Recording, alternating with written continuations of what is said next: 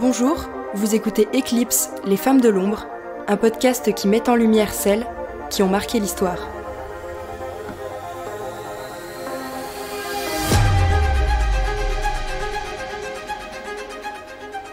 En 1896, Alice Guy déclarait « On m'a souvent demandé pourquoi j'avais choisi une carrière si peu féminine.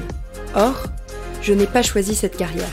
Ma destinée était tracée. » Longtemps ignorée dans l'industrie du 7e art, c'est pourtant la première réalisatrice et pionnière de l'industrie cinématographique française et américaine. Comment Alice Guy a-t-elle révolutionné le cinéma mondial dans un milieu et une époque entièrement dominés par les hommes ? Un épisode réalisé par Mina Dromard.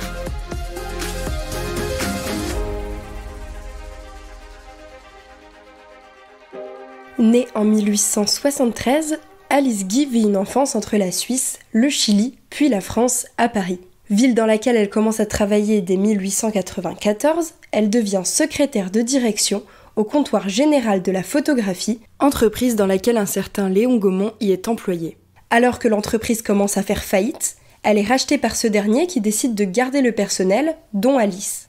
C'est ainsi que naît L. Gaumont et compagnie, qui commercialise à ce moment-là des appareils photographiques. Le 22 mars de cette même année, Alice Guy, invitée par son employeur Léon Gaumont, assiste à la toute première séance de cinéma du monde, celle des frères Louis et Auguste Lumière. C'est pour elle une révélation. Elle consacrera sa vie au cinéma. Sachant que Gaumont souhaite investir dans le cinéma et les appareils photographiques, Alice Guy lui propose de lui prêter du matériel afin de réaliser des films courts et ainsi montrer tout ce que recèle la caméra fabriquée par Gaumont. Par ailleurs, nous sommes désormais en 1895 et l'industrie du cinéma est en plein essor. Thomas Edison et William Dixon ont déjà inventé le premier kinétoscope et les frères Lumière commencent à briller sur la scène internationale grâce à l'invention du cinématographe. La concurrence est rude, Gaumont le sait, il accepte donc la proposition.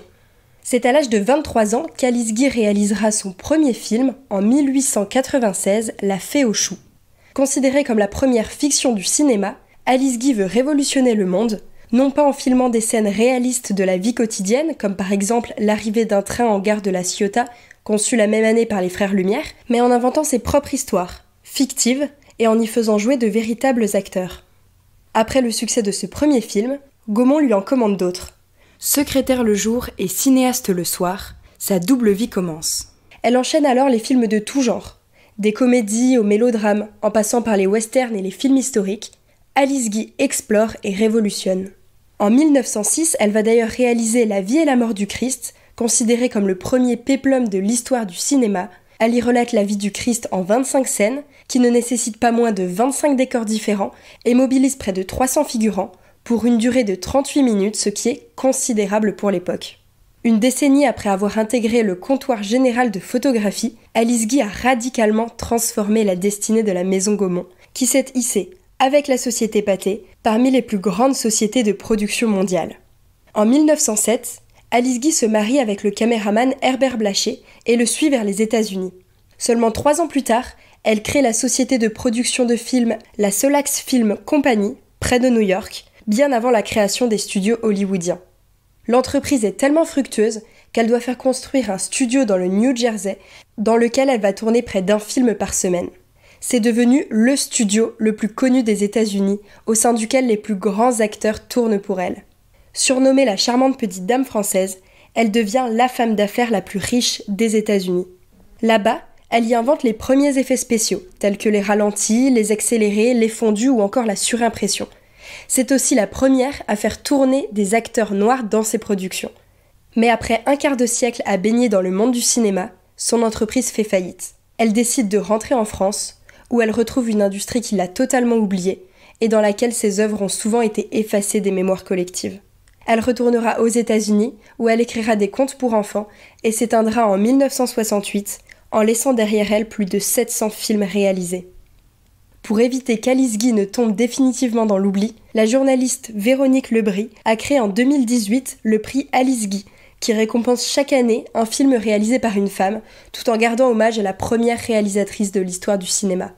Pour aller plus loin, je vous conseille la réédition de l'autobiographie d'Alice Guy, parue en juin 2022 chez Gallimard. Je peux également vous conseiller le documentaire sorti en 2021 sur Arte qui s'intitule Alice Guy, l'inconnu du 7e art, ou encore le documentaire américain Be Natural, The Untold Story of Alice Guy Blaché, réalisé par Pamela Green et narré par Jodie Foster. Merci d'avoir écouté cet épisode, c'était Eclipse, les femmes de l'ombre, qui mettent en lumière celles qui ont marqué l'histoire. N'oubliez pas de vous abonner, de mettre des petites étoiles et de partager si ce podcast vous a plu. Prenez soin de vous et à très vite.